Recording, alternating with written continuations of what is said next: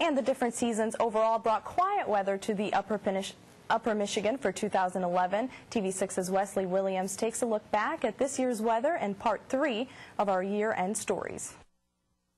Nationally, 2011 will go down in the record books as a very active year in weather. A dozen of extreme weather events cost the country over $1 billion each in storm damage. We've never had an instance of that many occurrences of billion-dollar weather disasters in one year. You know, when we look back, and a lot of people are going to remember the tornado outbreaks that affected parts of the country. But Upper Michigan didn't see a lot of severe weather. It was mainly a quiet year for us. One reason for that is because of how dry it was. Obviously, if we're not having much precipitation, then we're not going to have a lot of those extreme events that people would typically remember from that during a particular period of time. 2011 was one of the top 10 driest years ever recorded in the UP. We started off with little snow between the months of January and March. Some April rain showers chipped away at our precipitation deficit.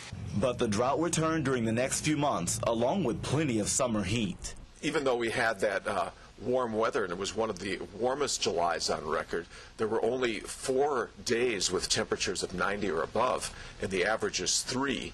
So the extreme heat really wasn't there. There was enough instability in the atmosphere around August to support UP tornadoes, a rarity here. A tornado with winds in excess of 90 miles per hour damaged trees and homes in Ontonagon, causing no injuries.